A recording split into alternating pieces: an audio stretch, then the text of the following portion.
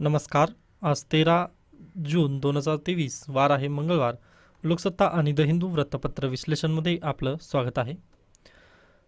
अगदी चांगली बातमी म्हणजे अगदी 2 पेज काय आहे, ॲडव्हर्टाइजमेंट आहे, त्यामुळे स्किप करू शकता आपण वृत्तपत्राला. ओके, त्यानंतर 3rd पेजपासून सुरुवात आहे आपल्या वृत्तपत्राला. तर पहा, मराठवाडा पेज आहे.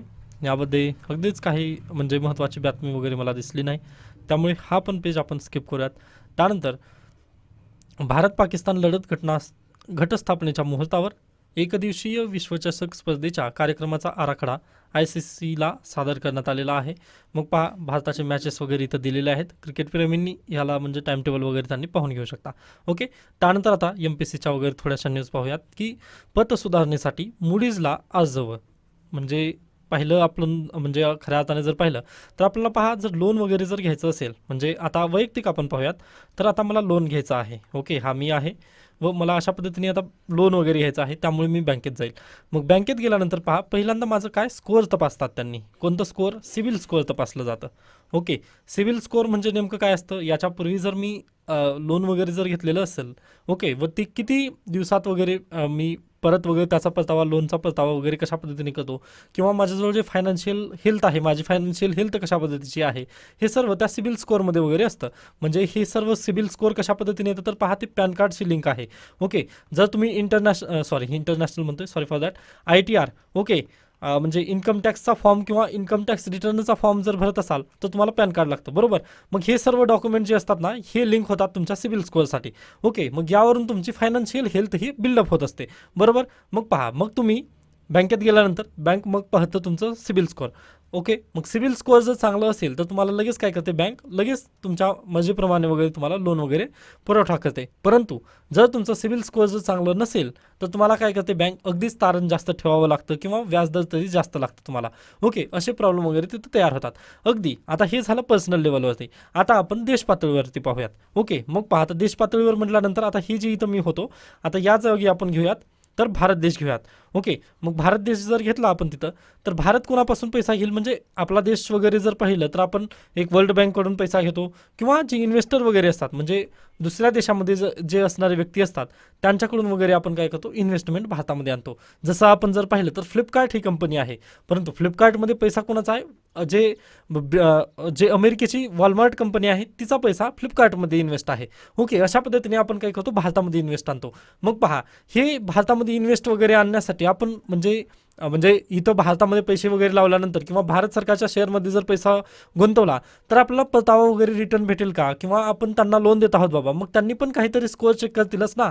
जसं मला लोन देताना बँकेने काय केला, सिबिल स्कोअर चेक केला. अगदी त्याच धर्तीवर पहा, इंटरनॅशनलमध्ये अगदी लोन वगैरे देताना एका देशाला वगैरे लोन देत असताना त्यांनी काय करतात, तिथं पण एक म्हणजे चेक वगैरे केलं जातं की यांची परतावा क्षमता वगैरे किती आहे, किंवा फायनान्शियल हेल्थ कशा पद्धतीची आहे. ओके, मग याच बेसिससाठी तीन संस्था इथं कार्यरत आहेत. यापैकी पहिली आहे मुडीज, त्यानंतर S&P आणि फिच. ओके, म्हणजे फिन्स म्हणतो आपण त्याला. तर या 3 संस्था वगैरे आहेत. मग पहा, या तिन्ही संस्थांमध्ये जर खऱ्या अर्थाने पाहिलं तर भारतासाठी यांनी काय केलेत, अगदी निगेटिव्ह रिमार्क आहे यांचं.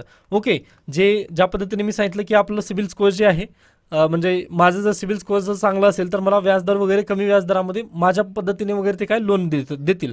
परंतु माझं जर सिबिल स्कोअर जर कमी असेल तर काय करतात, व्याजदर वाढवतात. ओके, व अगदी लोन पण कमी वगैरे देण्याचे तिथं चान्सेस आपल्याला दिसतात. अगदी त्याच पद्धतीने पहा, आता मुडीज संस्था असू द्या किंवा फिंच वगैरे हे जी संस्था आहेत, यांनी जेव्हा भारतावर जे फायनान्शियल हेल्थचं वगैरे त्यांनी जर आकडेवारी आहे, किंवा त्यांचं जे पतमानांकन वगैरे जे असतं, ओके, म्हणजे कॅटेगरीमध्ये वगैरे ते ठेवलं जातं. म्हणजे आता पहा, जर एकदम चांगली स्ट्रॉंग जर तुमची फायनान्शियल हेल्थ असेल तर त्यांनी काय करतात, ए अशा पद्धतीने देतात.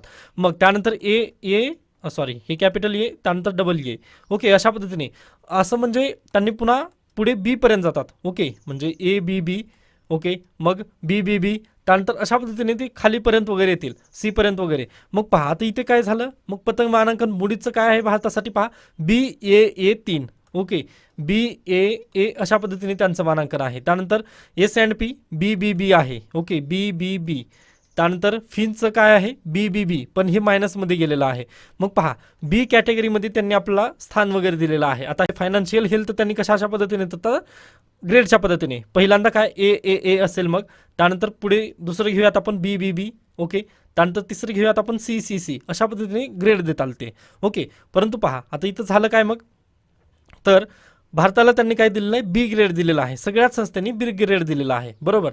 मग त्यामुळे प्रॉब्लेम काय होत आहे, तर भारतामध्ये अन्य इन्व्हेस्टमेंट वगैरे करत नाहीत किंवा भारत सरकारच्या शेअरमध्ये वगैरे कोणी गुंतवणूक करत नाही.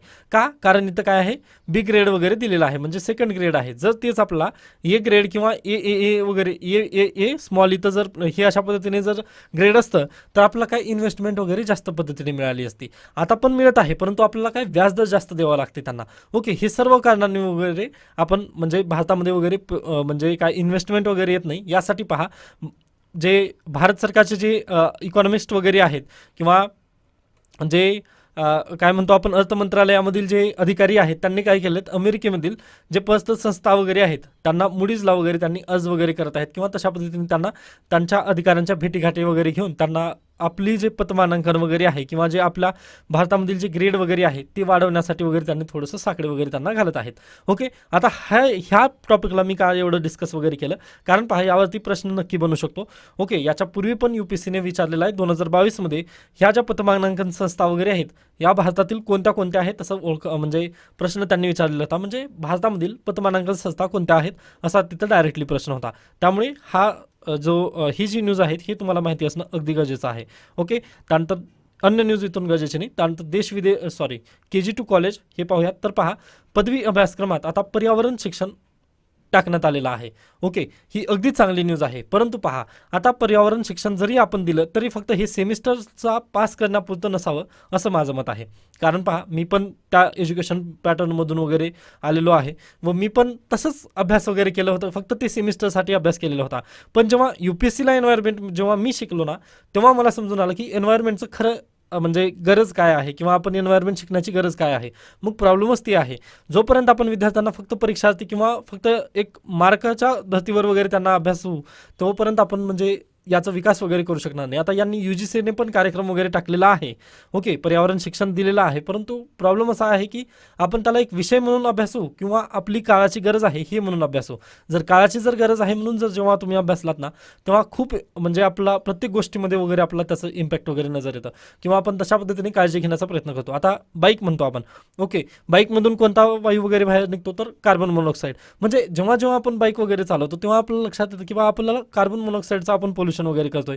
मग हे कुठेतरी O3ला वगैरे तिथे जाऊन अटॅच वगैरे होणार आहे.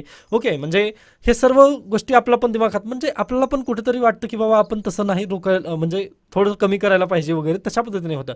परंतु जोपर्यंत आपण त्याला फक्त सेमिस्टरसाठी वगैरे पाठ करतो, मग पहा सेमिस्टरसाठी जर शिकलात ना तुम्ही, फक्त काय म्हणता बाईकमधून आपल्याला काय मिळतं, तर मोनॉक्साईड हे पाठ करून जाता. तुम्ही परीक्षा झाली ते सर्व पर्यावरणाचा अभ्यासक्रम जे तुम्ही केला होतात ते सर्व काही विसरतं. त्यानंतर ओझोनचा लेअर ते सर्व काही विसरतं की तुम्ही कोणत्या म्हणजे जे आपल्याकडे हे ॲटमॉस्फिअरची थरं आहेत ते कोणत्या थरामध्ये वगैरे आपला ओझोनचा थर आढळतो. त्यानंतर ओझोनचा जो दिवस आहे तो कोणता दिवस म्हणून साजरा केला जातो ते आपण जर फक्त म्हणजे घोकमपट्टी केली किंवा पोपटपंची जर केली तर ते आपला परीक्षा झाल्यानंतर सर्व विसरून जाणार आहे. परंतु जर आपण याला अभ्यास म्हणजे आपल्या जीवनाचा एक भाग म्हणून किंवा आपल्याला या काळाची गरज आहे असं जर म्हणून तुम्ही जेव्हा अभ्यास चालला तर याची खूप गरज म्हणजे आपल्याला खूप मदत होईल असं मला वाटतं. मग त्यासाठी पहा, आता UGCने तर गाईडलाईन्स दिलेली आहे, चांगला उपक्रम आहे, परंतु जे कॉलेजेस वगैरे आहेत आता सध्याला त्यांनी याला अगदी आपला काळाची गरज आहे किंवा याला चांगल्या पद्धतीने वगैरे शिकवण्याचं काम करावं असं मला वाटतं. मग आता हे सर्वस्वी डिपेंड आहे कॉलेजवरती वगैरे. ओके, जर चांगलं कॉलेज असेल तर त्यांनी जर चांगल्या पद्धतीने जर एखाद्या वेळी शिक्षक भेटले तर ते अगदी बेटर होईल असं आपल्याला इथं सांगता येतं बेसिकली. त्यानंतर नेक्स्ट न्यूजकडे जाऊयात आपण.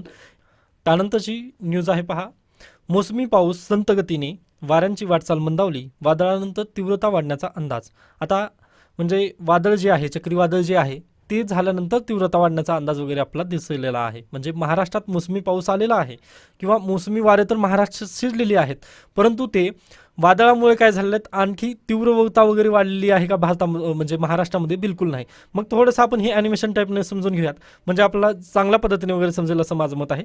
त्यामुळे आपण हे सायक्लोन बिपरजॉय आहे पहा.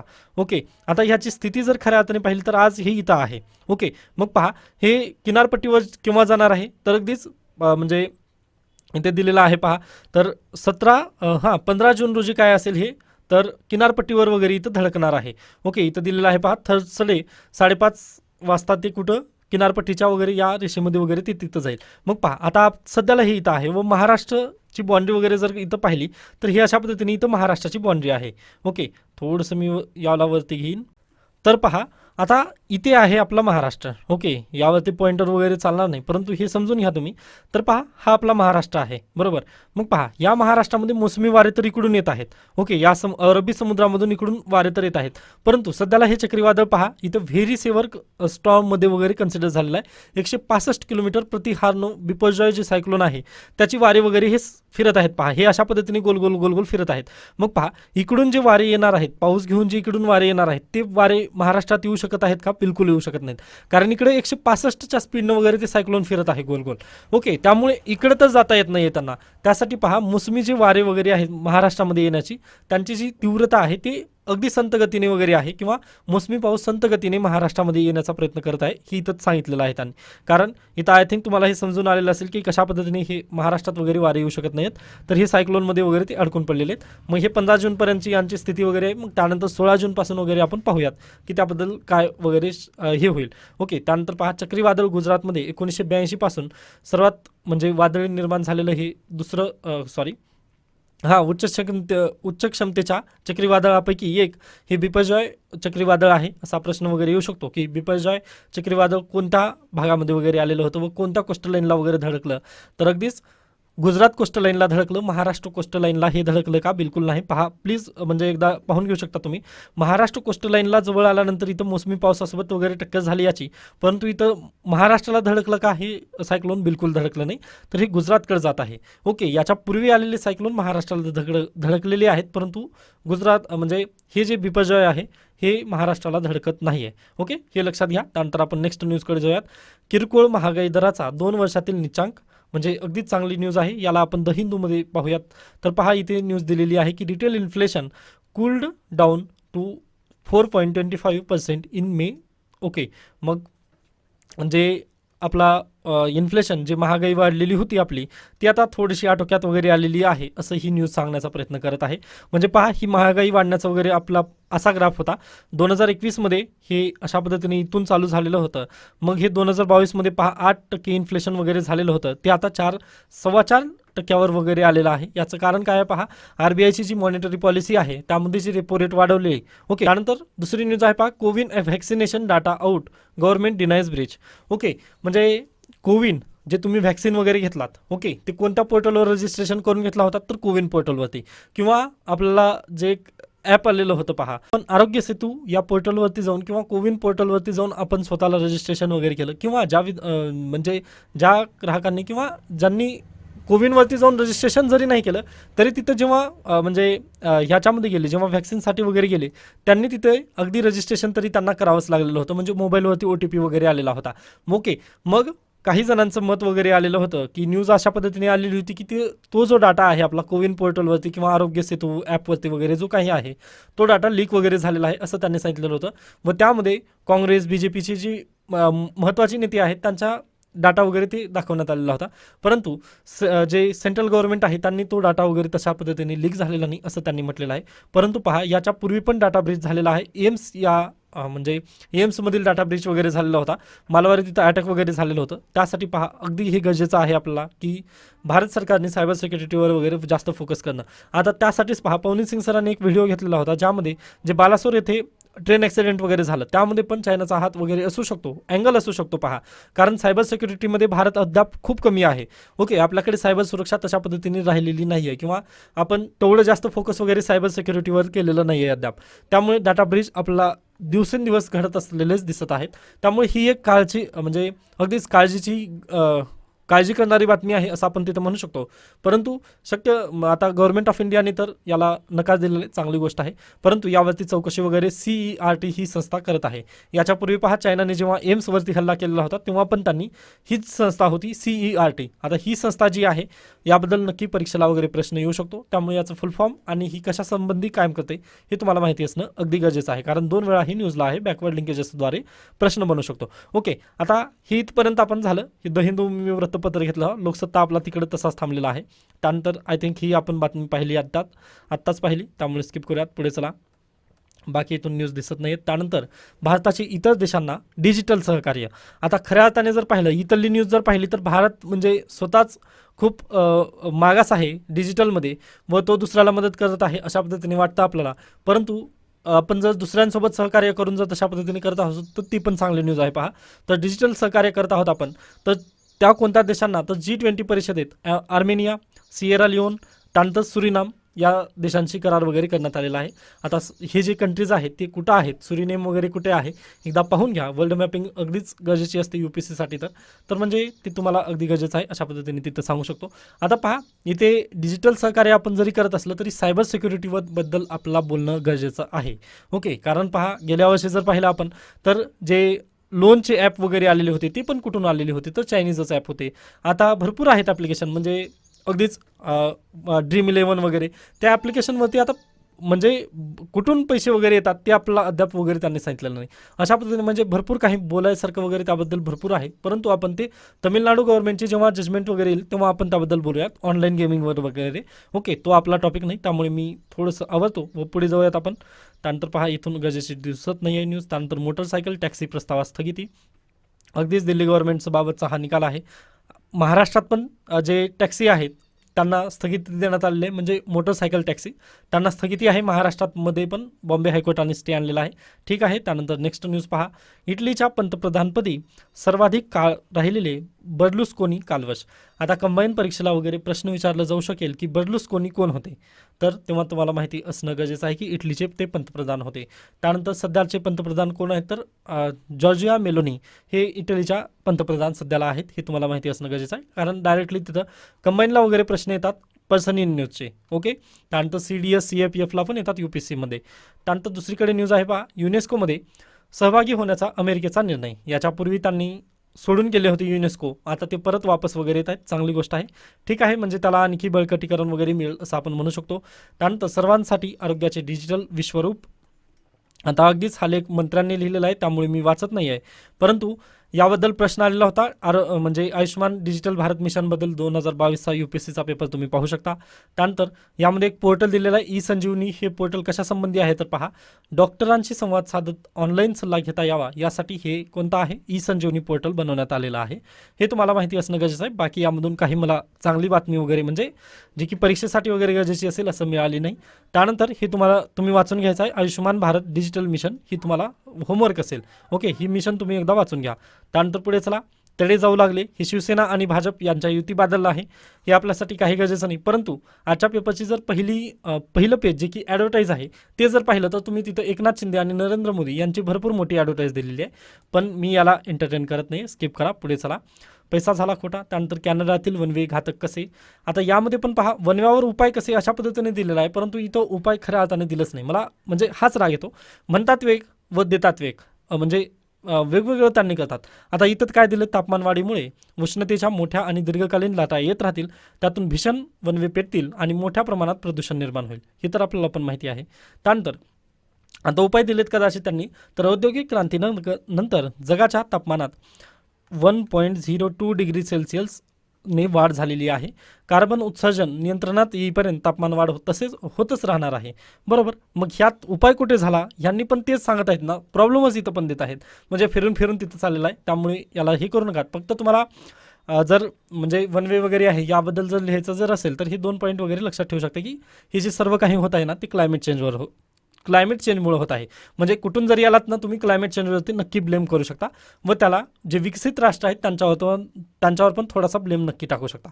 ओके, तशा पद्धतीने तुम्ही ते आन्सर वगैरे लिहू शकता. आय थिंक मला म्हणजे अगदी तुम्हाला ते सांगण्याची वगैरे गरज नाही असं मला वाटतं. ओके, त्यानंतर पुढे चला, येथे अन्य न्यूज गरजेची नाही. तशा पद्धतीने आजचं लोकसत्ता वृत्तपत्र इथे संपतं. त्यानंतर पहा, आजचं द हिंदूमधील 2 बातम्या आपण घेतलेल्या आहेत. त्यानंतर पुढे चला, स्पॉटलाईट पेज आहे, गरजेचं नाही, म्हणजे तिथं डॅम दिलेला आहे पण ते आपल्यासाठी गरजेचं नाही. म्हणजे जे महत्त्वाची डॅम वगैरे आहे ते एकदा तुम्ही पाठ करून ठेवा, बाकी गरजेचं नाही, डेली पाहत बसायचं नाही आपण. त्यानंतर जे विद्यार्थी RCची स्टडी करणार आहेत त्यांच्यासाठी हे लेख वगैरे त्यांनी वाचू शकता, परंतु मी याला वाचत नाही आहे कारण हे थोडंसं नरेटिव्ह पण आहे, नरेटिव्ह म्हणू शकतो आपण, किंवा रेसलरच्या प्रोटेस्टबाबत आहे. ओके, व अगदीच इंग्रजी वाचून जर आपण म्हणजे हे करत असू म्हणजे आपल्या निबंधाची प्रॅक्टिस जर करत असू तर ते चुकीचं होईल. त्यासाठी पहा मी लोकसत्तामध्ये एक आलेला मराठीचा लेख होता ते सांगितलं होतं वुमन एम्पॉवरमेंटसाठी खूप महत्त्वाचा आहे, तर तो लेख तुम्ही वाचा. हा स्किप जरी केला तरी चालेल, परंतु RC साठी तुम्ही हा लेख वाचू शकता, परंतु UPSCच्या दृष्टिकोनातून नाही. त्यानंतर पुढे या, हे आपल्यासाठी काही गरजेचं नाही आहे, लेख स्किप करा. त्यानंतर पहा same sex marriage morality versus equality याचं मी स्पेशल व्हिडिओ नक्की घेऊन येणार आहे, कारण यामध्ये हा इश्यू समजावणं तुम्हाला अशक्य होईल असं मला वाटतं. जर शक्य झालं तर तुम्ही इथं हायलाइटेड पॉईंट वगैरे केले ती वाचून घेऊ शकता. बाकी यामध्ये म्हणजे जास्त डिटेल तसं काही दिलं नाही. अमेरिकेसोबत वगैरे याची तुलना केलेली आहे की अमेरिकेमध्ये काय झालेलं पहा, तर त्यांची जी सोसायटी आहे कशा पद्धतीने त्यांनी म्हणजे सर्वांना वगैरे मान्यता दिली तसं दिलेलं आहे. आता इथं म्हणजे आय थिंक इथंच आहे हे हेट्रोसेक्शुअल वगैरे, आय थिंक नाही इथं पहा, in the American context the country only had to choose between whether marriage is about procreation or living. Okay, म्हणजे पहा अमेरिकेमधील जी सोसायटी वगैरे त्यांनी फक्त दोनच कारणांसाठी वगैरे मॅरेज वगैरे करतात. म्हणजे मॅरेजची कारणं फक्त दोनच आहेत तिथे असं त्यांचं म्हणणं आहे. एक आहे प्रोक्रिएशन म्हणजे तुमचं जे पिढी आहे त्यांना वाढवणं, व दुसरं आहे एक लव्हिंग. ओके, म्हणजे तुमचं प्रेमसंबंध असेल तर तुम्ही फक्त मॅरेज करता, असे दोनच कारणं आहेत अमेरिकेमध्ये लग्न करण्याची. परंतु भारतात जर आलं तर तुमचं काय आहे, हे ट्रेडिशन आहे किंवा एक तुमची अगदी कल्चर आहे. या पद्धतीने तुम्हाला काय इथं भारतामध्ये वेगळं आहे असं त्यांनी म्हटलं आहे. म्हणजे इथं भारतातील सिग्निफिकन्सच वेगळं आहे मॅरेजचं. इथं त्यांनी त्याबद्दल वगैरे दिलेलं आहे. हा लेख जर शक्य झालं तर तुम्ही वाचून घेऊ शकता, परंतु मी याबद्दल नक्की व्हिडिओ बनवणार आहे कारण हे महत्त्वाचं टॉपिक आहे. व पहा सेम सेक्स मॅरेज हा जो इश्यू आहे ना, ज्या विद्यार्थ्यांचं सोशिओलॉजी ऑप्शनल आहे, सोशिओलॉजी त्यानंतर अँथ्रोपॉलॉजी, ओके, ह्या सर्व विषयासाठी वगैरे हे अगदी गरजेचं पडणार आहे तुम्हाला. कारण अँथ्रोपोला 2014-15मध्ये आय थिंक प्रश्न आलेला होता या संदर्भात की जो हे आहे लिव्ह इन रिलेशनशिप आहे ते कशा संबंधी वगैरे आहे, तसा प्रश्न आलेला होता. आय थिंक मॅरेज इन्स्टिट्यूशनमधील तुम्ही एकदा हे पाहून घ्या, PYQ वगैरे तिथं सापडून जाईल तुम्हाला. तर त्या बेसिसवरून जर पाहिलं तर सेम सेक्स मॅरेज पण येऊ शकतो. त्यासाठी पहा दोन्ही टाईपच्या विद्यार्थ्यांनी प्लीज थोडंसं हे करा. त्यानंतर GSला पण प्रश्न नाकारता येत नाही. GS1मध्ये पण सोसायटी आहे आपल्याला, तिथं पण प्रश्न नक्की बनवू शकतो. ओके, त्यामुळे हा टॉपिक मी स्पेशल व्हिडिओमध्ये कव्हर करणार आहे. ओके, तेव्हा तिथे भेटूयात आपण. बाकी इथून अन्य न्यूज गरजेची नाही. आता पहा अन्य न्यूज वगैरे गरजेच्या असतात, परंतु ते आपल्यासाठी खरंच म्हणजे त्याला तेवढंसं वेटेज वगैरे देऊ नका. सिलेबसवर जास्त फोकस करा, कारण UPSCचे म्हणजे सिलेबसमधून जास्त प्रश्न येतात व करंट अफेअर्स जरी आलं तर सिलेबसशी रिलेटेड येतं. ओके, त्यामुळे प्लीज जास्त करंट अफेअर्स वगैरे त्याच्या मागे वगैरे पडू नकात असं मी म्हणेल. त्यानंतर तिथं MSPचा टॉपिक दिलेला आहे, चांगली गोष्ट आहे, परंतु यामध्ये पण त्यांनी तेच चुका वगैरे केलेल्या आहेत की MSP म्हणजे काय, म्हणजे MSP कशा पद्धतीने वर्क वगैरे करते. तर हे आय थिंक सर्वांना माहिती असेल की पहा MSP म्हणजे काय, तर एक गव्हर्नमेंट ऑफ इंडिया काय करतं, तर अशा पद्धतीने म्हणजे हमी भाव ठरवून देतं. आता सोयाबीनवर एवढा भाव आहे, त्यानंतर गव्हावर एवढा भाव वगैरे आम्ही घेणार, अशा पद्धतीने ते ठरवून देतं. म्हणजे मार्केट प्राईस काय असेल त्या पद्धतीने ते ठरवून देतं. मग या ठरवून दिलेल्याबद्दल एक इश्यू झालेला आहे सध्याला. पहा नुकतंच काय झालं, MSP जे गव्हर्नमेंट ऑफ इंडियाने काय दिलं ठरवून दिलेलं आहे. मग शेतकरी उठाव करत आहेत किंवा शेतकरी आंदोलन करत आहेत की जी MSP आम्हाला दिलेली आहे ती आपलं कमी आहे, फार कमी आहे असं त्यांचं म्हणणं आहे. खऱ्या अर्थाने जर पाहिलं तर ही MSP कुठं लागू होते जास्त पद्धतीने पंजाब हरियाणा सेक्टरमध्येच.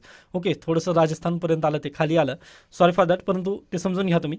त्यानंतर महाराष्ट्रामध्ये वगैरे MSPचं तेवढंच बोलबाला वगैरे नाही असं आपण तर म्हणू शकतो. कारण पहा आपल्याकडे ग्रीन रिव्होल्यूशन वगैरे त्याचं प्रमाण वगैरे झालं नाही. आता कॉटन वगैरे आहे, परंतु ते ग्रीन रिव्होल्यूशनमध्ये वगैरे मोडत नाही, प्रॉब्लेम तिथं आहे. ओके, मग पहा ही MSPचं जे समस्या वगैरे आहे किंवा MSP कशा पद्धतीने वर्क वगैरे करते, आय थिंक ते तुम्हाला माहिती असेल, ते आपण बोललो आत्ता. तर आता यामध्ये एक जाणून घ्यायचं एक पॉईंट आहे, ते म्हणजे Swaminathan committee. Okay, Swaminathan commission म्हणजे काय, तर MSP बाबत एक स्वामीनाथन कमिशन बनवलेलं होतं.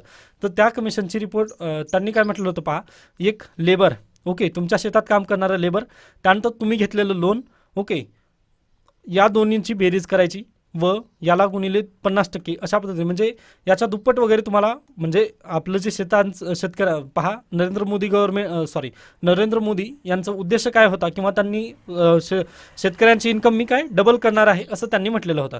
ओके, आता ही जी 10 रुपये असतील याचं मी काय करणार आहे, दुप्पट करणार, म्हणजे 20 रुपये वगैरे करणार असं त्यांचं म्हणणं होतं. मग त्यासाठी पहा त्यांनी काय स्वामीनाथन कमिटी वगैरे बसवलेली होती MSP बाबत. ओके, ती स्वामीनाथन कमिशन वगैरे जर आलं परीक्षेमध्ये तर ती MSP बाबत आहे. मग पहा त्यांनी म्हटले की जे लेबर आहे म्हणजे तुमच्या शेतात काम करणारे वगैरे त्यावरती केला जाणारा खर्च त्यानंतर जे लोन वगैरे काढता तुम्ही इकडून तिकडून वगैरे पैसे काढता, म्हणजे खत बियाणासाठी वगैरे जे सर्व काही खर्च वगैरे करता ना तुम्ही, या सर्वांची बेरीज वगैरे करणार, मग त्याच्या दुप्पट वगैरे आम्ही पैसे देणार. म्हणजे त्यालाच काय म्हटलं होतं त्यांनी, ती C2 म्हटलेलं होतं, C2 प्लस 50%. ओके, C2च्या 50% वगैरे ती रक्कम वगैरे दिली जाईल असं म्हटलेलं होतं. परंतु ते अद्याप स्वामीनाथन फॉर्म्युला वगैरे तिथं लागू केला गेला नाही, त्यामुळे जी MSP आहे ती कमी झालेली आहे असं शेतकऱ्यांचं म्हणणं आहे. त्यामुळे ते हरियाणामधील जे खाप पंचायती वगैरे आहेत किंवा ऑल इंडिया किसान सभा वगैरे त्यांनी काय करत आहेत, तर आंदोलनाला बसलेली आहेत. ओके, हे फक्त तुम्हाला माहिती असणं गरजेचं आहे. बाकी आता याच्या पलीकडे वगैरे जर पाहिजे असेल तर तुम्ही अर्थशास्त्रामध्ये वगैरे ते वाचून घेऊ शकता असं माझं मत आहे. कारण मी जे गरजेचं होतं ते मी सांगण्याचा नक्की प्रयत्न केलेला आहे. याच्या व्यतिरिक्त आणखी काही जर शंका वगैरे जर असेल तुम्हाला तर तुम्ही नक्की मला सांगू शकता. तर अशा पद्धतीने आजचं लोकसत्ता आणि द हिंदू वृत्तपत्र इथे संपतं. याबाबत काही शंका काही सजेशन असतील तर तुम्ही नक्की मला सांगू शकता. धन्यवाद.